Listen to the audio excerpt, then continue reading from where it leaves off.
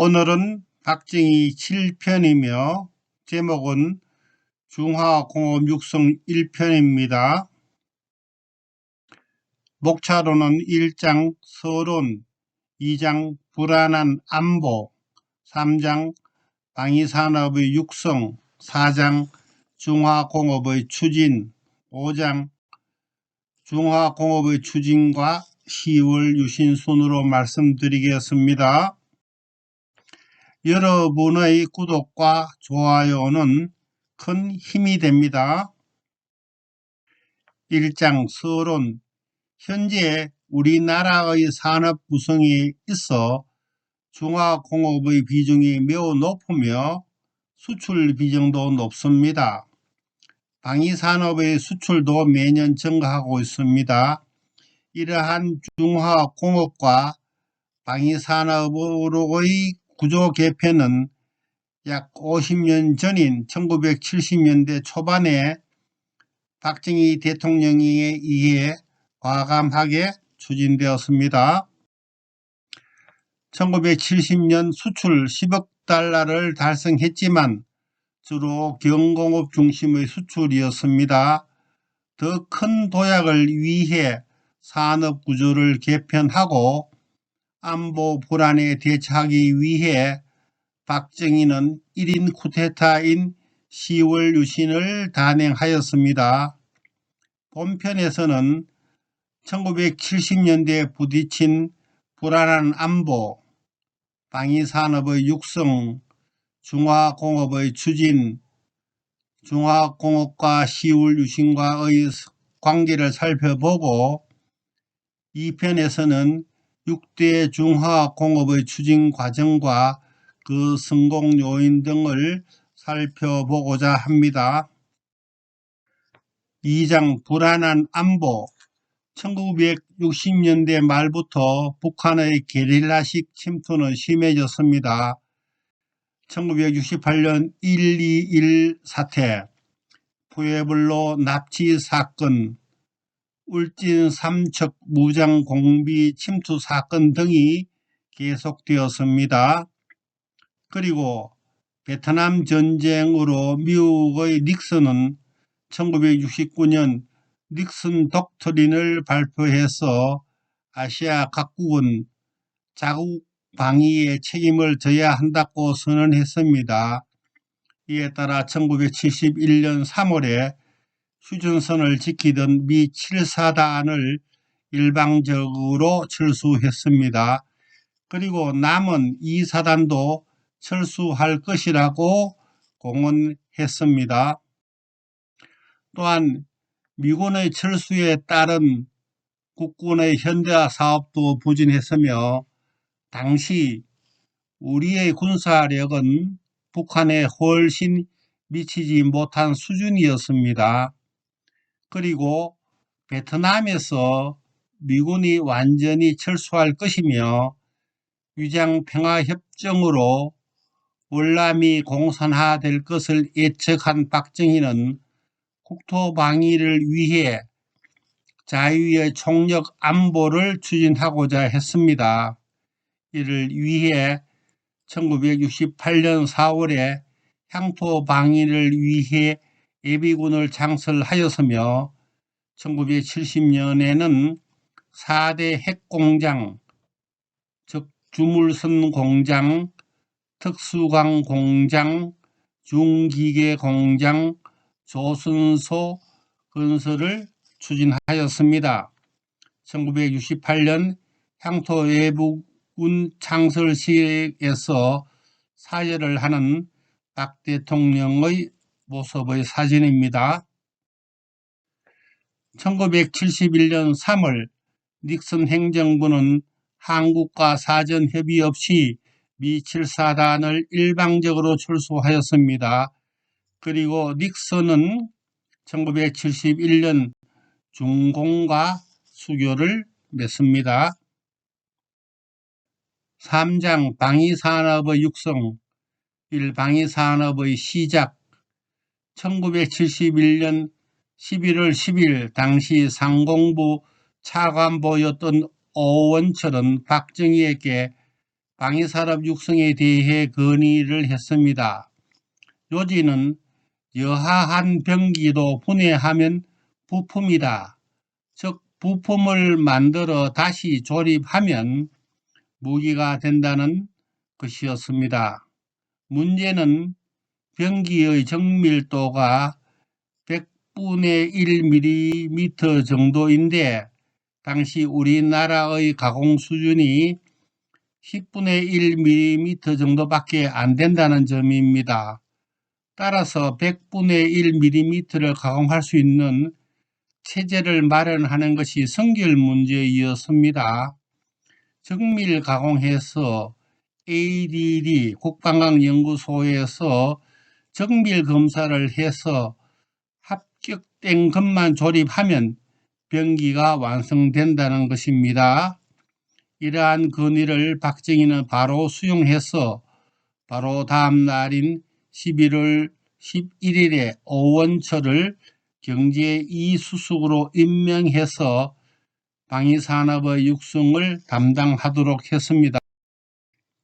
1971년 10일에 결정된 사항으로 250만 예비군을 국산 병기로 무장해서 전략화하며 방위산업은 민영 공장 생산체제로 하며 현대 무기의 대량 생산에는 중화공업이 전제가 된다는 것이며 기술자 및 기능공의 양성이 긴요하며 4대 핵공장의 사업은 취소한다는 등이었습니다. 이러한 방위산업은 박 대통령이 직접 친정사업으로 진두지휘하겠다고 했으며 ADD가 시제품을 생산하도록 했습니다. ADD는 1971년 11월부터 24시간 근무체제로 돌입해서 12월 16일에 제1차 시제품을 만들어내었습니다. 그리고 2차 시제품은 1972년 1월에서 3월 사이로 만들기로 했습니다.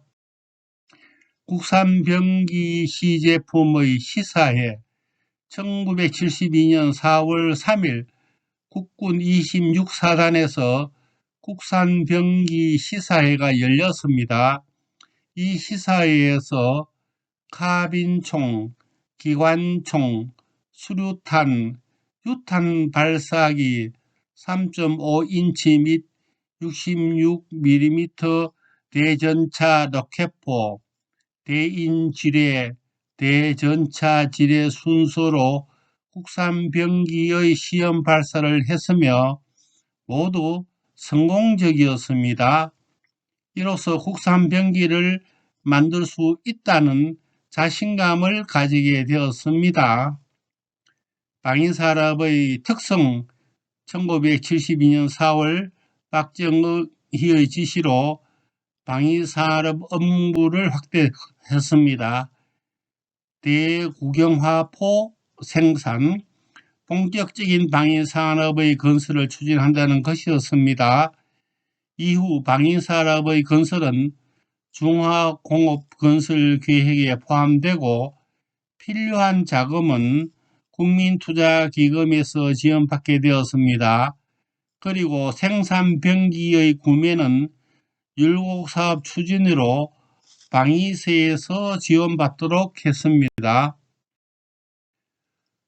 우리나라 방위산업의 특성으로는 민간 기업을 방위산업체로 지정하고 군수 제품과 민수품의 생산 비율을 30대 70의 비율로 생산하도록 했습니다. 30%의 군수품 발주는 정부가 보장하되 전시에는 민수품도 군수품 생산으로 전환하여 군수품을 100% 생산하는 체제이었습니다. 중화공업화 정책과 병행해서 추진했습니다. 제품 설계 도면 작성을 했습니다.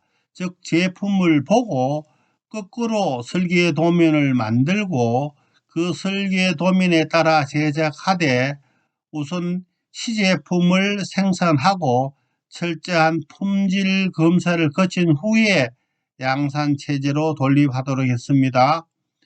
정밀 기능상을 양성하도록 했으며 율곡사업에서 방위산업을 최우선 사업으로 취급했습니다. 방위성금과 방위세를 신설했습니다.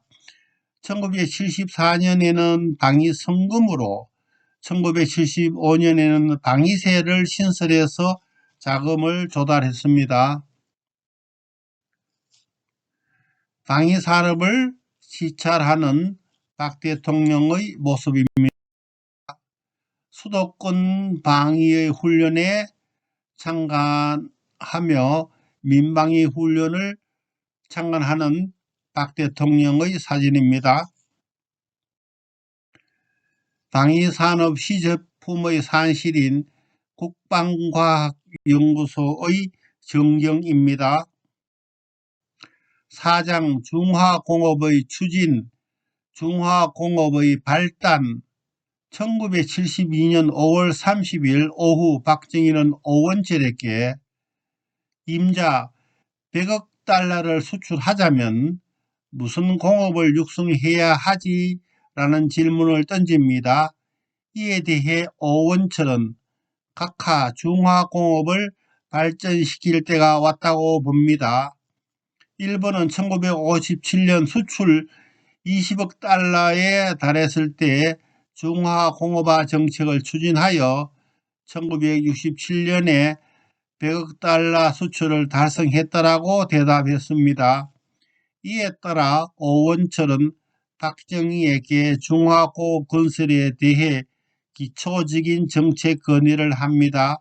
그리고 박정희는 우선 중화기획단을 구성해서 계획을 짜보도록 지시를 합니다.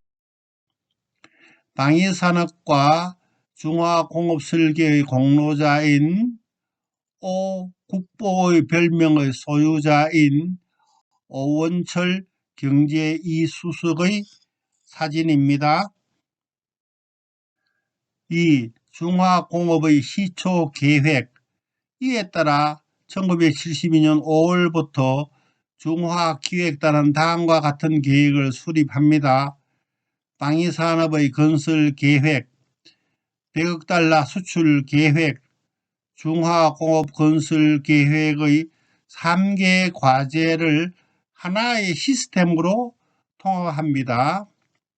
또 임팩트 팔리시, 조소 공격 방식을 서기로 합니다. 가장 파급 효과가 큰 6개의 업종을 집중적으로 육성하기로 합니다. 즉 석유화학, 철강, 조선, 전자, 기계, 비철금속 등입니다. 단계별로 추진하도록 했습니다. 전반부는 1973년부터 1977년 사이, 후반부는 1978년부터 1982년 사이로 나누었습니다. 1973년 1월 연두 기자회견, 1973년 1월 12일 박 대통령은 연두 기자회견에서 중화공업화와 국민과학화를 선언합니다. 그리고 10월 유신의 목적을 국력배양에 두었습니다. 이를 위해 중화공업화와 80년대에 100억 달러 수출을 담대하게 선언하였습니다. 또한 10월 유신을 혁명이라 정의 내리고 체제개혁과 혁명사업 수행에 두었습니다. 장기 목표로는 조국 근대화와 민족 중흥이며 중기 목표는 100억 달러의 수출과 1인당 1000달러 소득 달성에 두었습니다. 1973년 1월 31일 방위산업과 공업구조 개편론에 관한 회의입니다. 1973년 1월 31일 청와대 국산병기진열실에서 박 대통령, 전 강요, 비서실 관계자, ADD 관계자 등 정부 부처 핵심 요원들이 모두 참석한 가운데 방위산업과 공업구조 개편에 대해 오원철의 브리핑을 들었습니다. 브리핑이 끝난 후 소요되는 100억 달러를 남덕우 장관에게 돈을 마련해 보라고 지시를 내리면서 내가 전쟁을 하자는 것도 아니지 않느냐라고 하면서 이 정도의 사업에 협조를 안 해 주었어야 되나라고 비장하게 반문하면서 결의를 다졌습니다. 그리고 총리를 위원장으로 하는 중화공업추진위원회의 구성을 지시하였습니다. 중화공업 육성 계획의 확정에 관한 기사의 사진입니다. 5장 중화공업의 추진과 10월 유신 1960년대 말 북한의 게릴라식 침투는 심해졌습니다.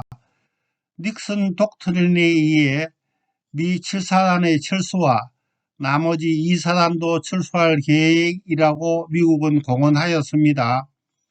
베트남에서의 미군 철수와 위장된 평화협정으로 베트남이 공산화될 것을 박정희는 예측하였습니다. 이처럼 1970년도 초 우리나라의 안보는 대내외적으로 매우 불안했습니다. 1972년 4월 국산병기의 시사회를 통해 자신감을 얻은 박정희는 방위산업을 본격적으로 육성하기 시작합니다. 국내외적인 안보에 대한 위협과 산업구조를 개편하기 위해 박정희는 1972년 10월 소위 10월 유신을 강행합니다. 10월 유신은 박정희에 의한 기존의 국가체제를 위로부터 바꾸는 1인 쿠데타의 성격이 강했습니다. 박정희는 7대 대통령 선거를 체험한 후 국민의 직접 선거에 의한 집권이 불가능함을 감지하고 나서 간접선거 방식이며 비민주적인 유신헌법으로 개헌하여 집권합니다. 절대 권력자가 된 군인 출신인 박정희는 민주주의는 유보하면서 국가 안보와 경제 성장, 민족 중흥 등에 전념합니다. 부국 강병의 수단으로 방위산업의 육성과 중화공업화를 성공시키기 위해 박정희는 총력을 다하며 결사적으로 추진합니다. 내 일생 조국과 민족을 위하여라는 희호를 서며 결의를 다짐하는 박정희입니다. 10월 유신과 수출 100억 달러, 소득 1000불 달성의 관한 정부 홍보물입니다. 지금까지 시청해 주셔서 감사합니다. 다음 편은 박정희 8편이며 중화공업 2편으로 이어집니다.